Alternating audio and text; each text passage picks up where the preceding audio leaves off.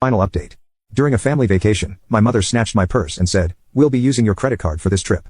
I smiled and said, "Then you'll love this message from the bank." She started screaming when she read it.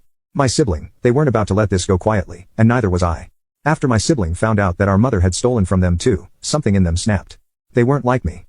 I had spent years trying to distance myself from our mother's control, carefully cutting ties without setting off a full-scale war. But my sibling, they had never been betrayed like this before. And when they realized she had used them, that she had drained their money just like she had tried to drain mine, they lost it. And I was right there with them. "Let's end this," they said. I agreed. Step 1, let her dig her own grave. We didn't say anything right away. We let my mother think she had gotten away with it. She was still fuming over the fact that I had locked her out of my accounts, but she had no idea that my sibling had found out about the stolen money. We kept our distance, ignored her calls, and let her panic. And sure enough, by the next day, she was desperate. She sent text after text. "I don't deserve this treatment. I am your mother. You owe me respect. This is your fault for abandoning us. We have no money because of you." Classic manipulation. Then the big one.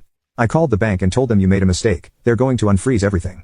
I laughed out loud because what she didn't know was that the bank had already flagged her name. I had spoken to the fraud department personally. They knew she was lying.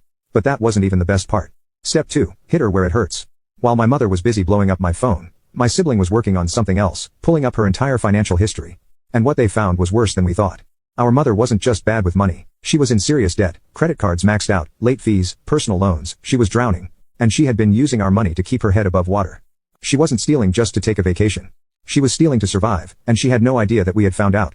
So we made a plan. Step 3, the trap. My sibling called her. I listened in on speaker. "Mom," they said, their voice shaking just enough to sound real. "I don't know what to do. I just checked my account and there's money missing, a lot of it." My mother did not miss a beat. "Oh honey," she sighed, fake sympathy dripping from her voice. "That's terrible. Are you sure you didn't spend it on accident?" My sibling played along. "No, I didn't. I think someone stole from me." "Oh sweetie, don't worry," she said. "I'll help you figure it out." I had to cover my mouth to keep from laughing. She was still lying. She was still pretending she really thought she could talk her way out of this.